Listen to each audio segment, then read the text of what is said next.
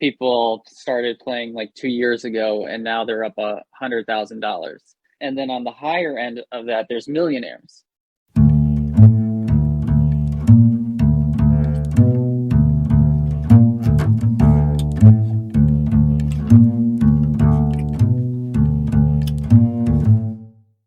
Matthew Poprocki, thank you so much for joining us today.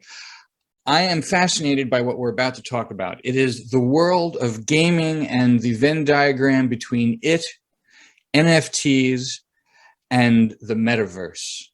And there's this new way of approaching gaming. So I come from the background of Dungeons and Dragons. I played World of Warcraft, where there was an actual economy and you could buy things, but it wasn't as direct as this thing now that we're dealing with. So tell me, what is play to earn? How does it come into play in the gaming world, and how does it relate to NFTs?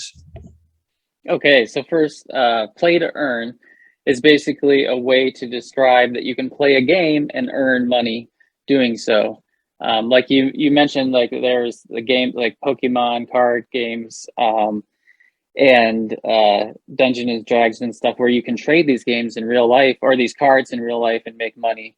But with the birth of NFTs and the popularity of it, it becomes much more easier now to do this online. So before, you may have had to go to a convention or had some friends that you can trade with, but now you can just log on to the website. There's lots of people ready to trade these things at any given second, and you can basically treat the cards as stock. And then you have other games where the characters themselves are for sale that you can buy or rent out or loan them. So let me ask, as a former player of the World of Warcraft, right, where they have you ever played that game? Like, not really. Right. Well, World of Warcraft is a little different. It's not of the Pokemon milieu. It's like this online multiplayer game, right? And you have to go around and search for little pieces of things. You put them together to make bigger things, better things, and a lot of it is about stature. Like, I have this cool item that I spent a bunch of time going around collecting items for. Now I wear it, and other people can see that I have the cool item. And then, but you couldn't really sell stuff. But then the credits that are used in the World of Warcraft Gold, people would start to like log on and chat at you and say, hey, I can get you like 1 million gold World of Warcraft credits for a certain number of dollars, right? So like these transactions sort of this underground economy developed. And so I want to know, like, in what way is it substantially different, right? Because you're saying go into a game, play the game, earn pay in the form of NFTs, right? And then that becomes the currency, right? The NFT you can then sell, buy, trade. In crypto, yeah. So you could either earn crypto or you can earn NFTs. You can trade NFTs. You could buy NFTs, and then there's the whole crypto aspect on top of it. So what's a realistic amount of money that you can make if you do this all day, every day? So what I'm personally inspired by is that I'm watching these YouTube videos where called Axie Infinity, and in that game, it's more about creating a guild and having scholarship programs and having people underneath you where you're lending out these assets in the game. And as you get more and more people in your guild, you can get a percentage of that. So let's talk about the different income streams based on, if you have 6 to 10 people in your guild that are very, very active, what does that equal in terms of dollars versus if you have 300 people where there's, of course, going to be a lot of variation in how active people are? What does the income stream look like in both of those cases? So a lot of it depends on the price of the token at the time, and the price of these crypto tokens can go up and down pretty drastically. So there's a big wide margin there. When I first got into the game like 6 months ago, it was at the higher peak. And for one person playing the game, they could earn $1,000 a month. So if you were loaning out that assets, you can take 50%. Some do 60-40. That's the agreement that you make with your scholars when you do it. So if you had one person, that's $500 a month. If you had, 10, you can imagine how much that would be. So let me ask sort of a slightly weird question, right? The whole world has moved to working from home, and the ability to do that means you can live anywhere, right? So you Yeah. can, I happen to live in New York City where things are pretty expensive, but theoretically, if I wanted to just at the basic level, $500 US is a lot of money in some countries. And as long as Yeah. you have, theoretically, as long as you have internet access, how realistic is it to, move to Costa Rica or Yeah. Belize? What I hear a lot of people are going to Puerto Rico right now. And there's different laws in crypto that are being changed where whereas different countries are taking it better. El Salvador, it's now regular currency, so you're not going to be taxed, as for capital gains on all your transactions like you are here. So Oh, there there's a lot there of is incentive to definitely, do what I just said, actually. yeah. So at the top of the show, I used the word metaverse. It's just a Hmm. fairly new word and a new idea in the world of tech. It's been around a little bit, but we see, for Yeah. example, like Facebook has changed its name to Meta. What is the metaverse? And I want you to answer in a way that people who are not already familiar with it can really understand, because it sounds on its face to be Hmm. something very similar to, I'm sure you've seen The Matrix, Right. right? Where like your reality is now a different thing than if you just are standing around with your eyes open looking at the world at large, right? So Hmm. so yeah, how would you explain that to someone who didn't know what the metaverse was? What is it? To me, these games really help me understand it more, especially when I start to interact with other people around the world. And so for me, I like to think of the metaverse as I'm going into this space, which is not my normal reality, but there are people in there that I'm talking to. There's an economy in there that I'm buying and selling these different things. And you're basically in there. I see the Facebook stuff where they put on the goggles and you're like moving around, and maybe one day it's like that. But right now, the reality is we're in the metaverse on our phones and on our laptops. So what you did mention two games, but what would you say off the top, the three most popular games that utilize the play to earn format, and what makes Hmm. them unique? So the first one that ever came out was CryptoKitties, and that was the as far as like an NFT game, because Hmm. those were NFTs that you can trade and then you can breed them and do different things.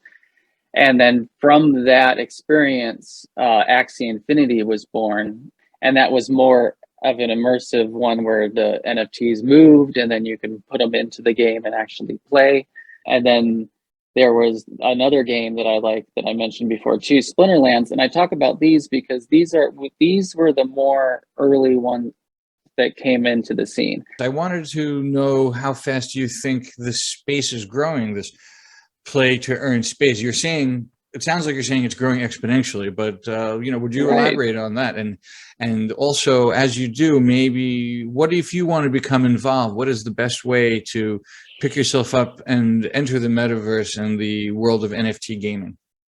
I've seen it grow myself really fast where just in the last 6 months when I first got in, I've seen prices in of certain NFTs in some game double, triple, and keep going. But I've also seen other games where the assets have been dropping just because there's so many people playing the game.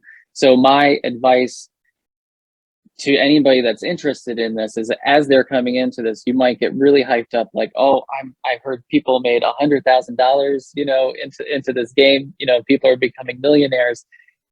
Chill out, try to take your time, try to learn how to understand. Don't go all in at first.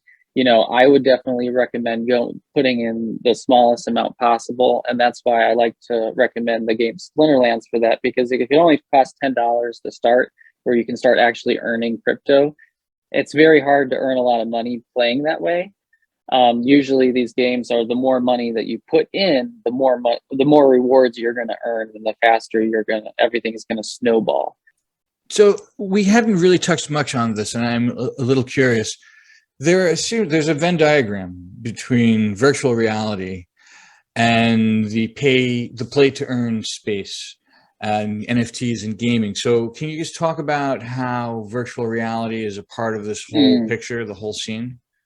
Well, I am not into the games that have virtual reality, but I am aware of them.